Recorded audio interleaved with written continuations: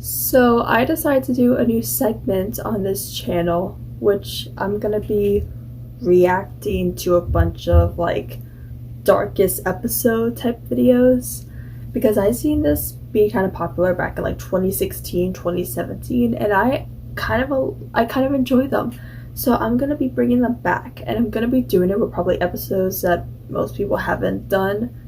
Like I'm gonna be like today's episode is gonna be the darkest episode of Race to the Edge, because Race to the Edge isn't like a really popular show when it was on.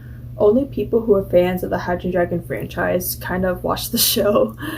Cause like it's not one of those shows that people just deliberately just turned on. It's really because it was a Netflix show. Like it wasn't like turning on SpongeBob as a kid or PBS Kids. Like it was just like a show on Netflix that I feel like it's for kids, but I honestly feel like most like young teens watched it mainly because it was on Netflix, so it made it feel older. Or maybe I'm just talking for myself. So I did a lot of research for this. I want to dig into the darkest hole of the internet, and I wanted to go on Reddit. I went on Google. I went on freaking Yahoo, bro.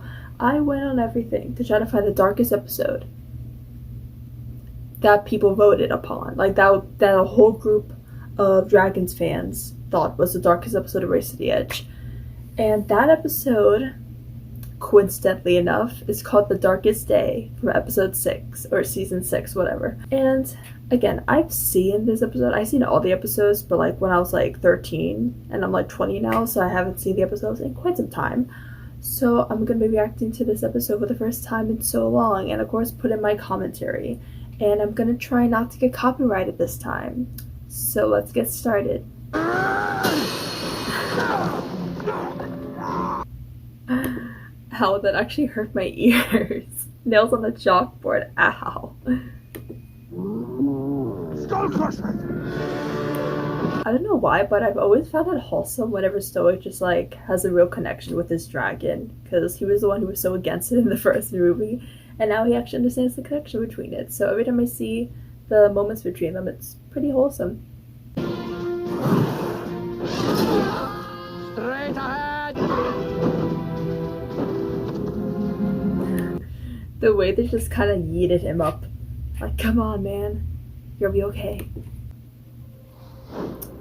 Uh-oh. Here comes the gang. Sorry, Gobber. We know. We are too. I feel the reason why this is probably one of the most darkest episodes according to the internet is because it's like Hiccup's like the main character, and this is like kind of like the wumpiest we've seen him in probably the whole show. So it kind of makes you like it's like one of those things, because he's kind of like the glue that holds the show together. So seeing him kind of be mentally unstable is kind of uneasy. It's pretty dark, especially for him who literally went through crap. Oh, no, I can't. Not yet. Hiccup. Look, I can't give up on him so soon, Astrid. I just can't. Yeah, rewatching this, I definitely do understand why this is considered a pretty dark episode, even though we haven't got to the darkest part yet. Yeah, because like Hiccup is supposed to be a leader of the team, and knowing that he's kind of like mentally incapable to do that right now, and seeing how distressed he is kind of a little uneasy, even for, you know, a kid show, to be honest. Do they really just sleep on like wood? Like, was that normal in the Viking ages? Ow. I get uncomfortable sleeping in my own bed.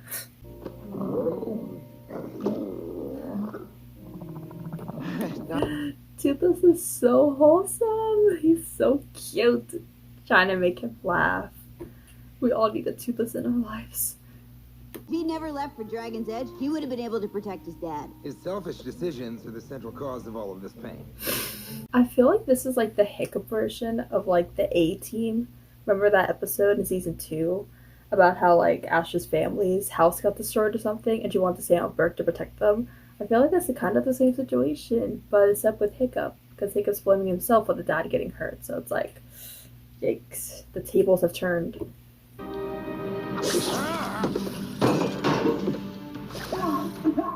What is happening? I don't know why I don't remember this scene. I'm so confused. Loki. What? I mean, okay, I know these are the twins, so I shouldn't be that surprised how stupid this is. But like, all of a sudden the dragonflies come up, so the whole Loki thing is kind of pointless. What? Out and gotten slaughtered in the process. That is a ridiculous scenario. We are too refined a people to we are one. One with the earth, the sky, the moon, the dragons, and, most important, sun. Oh, snot lout. No one could ever be the Viking you are. Please allow me to place these freshly polished boots on those gorgeous feet. Something about that angle is really creepy. Her like on her knees, but Snot out looking down at her, her face flushed. Ugh. Enough!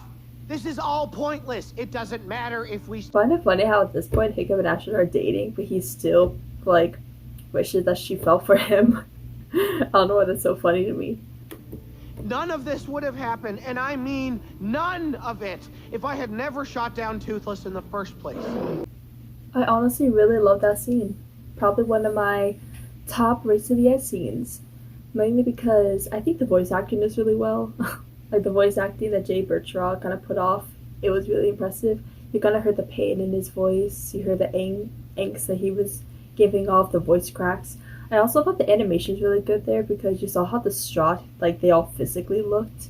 Like the expressions on all their faces were kind of top-notched. I do find it kind of weird how he's going all the way back to if he never shot down Toothless in the first place.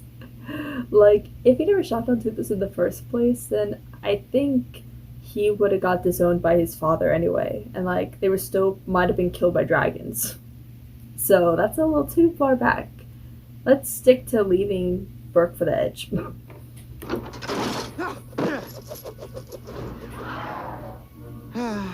Typical. he was going in for the kill. Hey, Hiccup, did you know that the sneezewort bush can grow up to 3 feet tall with a hairy stem and serrated leaves? No, I did not know that, Fish Legs. But my life is now complete with that knowledge. Paddock! Finish me. The sarcasm. It's so bad. Hey, at least we'll still be friends with Fish Legs, if everything. Because in the first one, he didn't even like him either. So, that's something. It has come, son. The time for you to go out and finally will not return without a dragon's head under your arm. Dad? No. I think the sad part is that, at least that part in particular, is, again, like I said before, pretty accurate at how this would have ended up if he never shot down Toothless. I feel like the dad generally would have, like, disowned him at one point. He already felt like that in the first movie before he even found out that they befriended dragons. Do you remember? He was, like, making jokes about the entire time. He was like, oh yeah, I'm embarrassed by my son. He literally said that in, like, the beginning of the movie. That's so sad. I feel like that's sadly accurate. So now we're back to where it all starts, apparently. This is kind of... wow.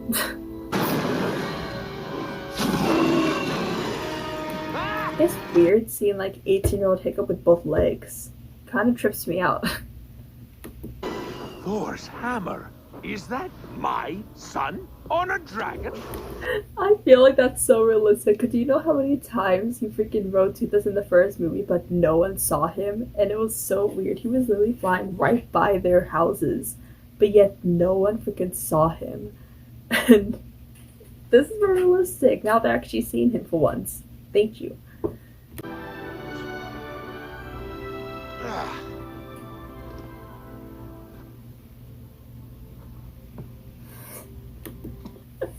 I just love how they had to, like, they had to cut off his leg. That's such a specific thing. They just had to cut off his leg. I like how he just looked so over it when he saw that he had a missing leg. He was like, typical. This dragon's... I like how this is just like a really summed down, cheap version of the first movie. I wish it was this easy. Against the dragons is over!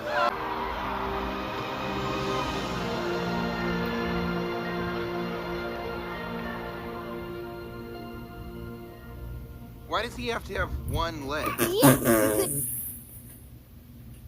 He was looking at her so seductively. Like, I mean, I love. Oh, great. Okay, so you're the hero no matter what, and I'm the muttonhead. Exactly. Shut Preach! Preach.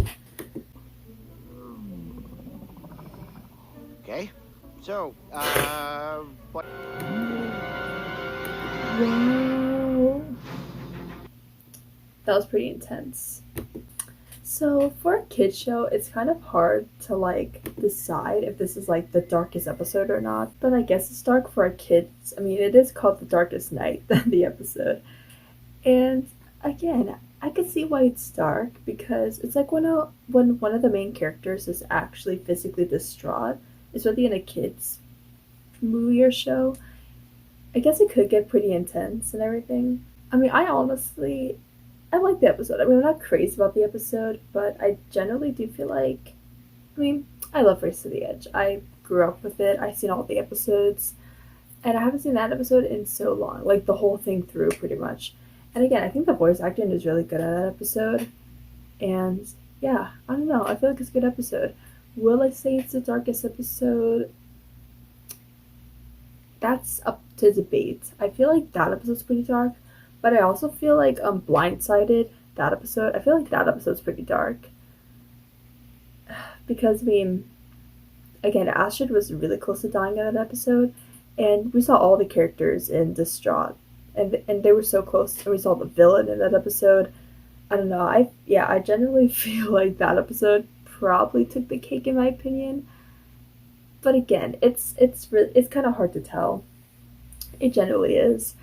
I feel like there are, like, again, I think the A-Team is kind of like another pretty dark episode. I feel like there are a few of them. A few pretty dark episodes. Let me guys know what you think in the comments below. I'm gonna try not to get copyrighted, so this video might be really cut down a lot because I don't want to show too many clips. So I hope you guys enjoy, and I'll see you in my next darkest episode review, probably, or another video. We'll see. Bye.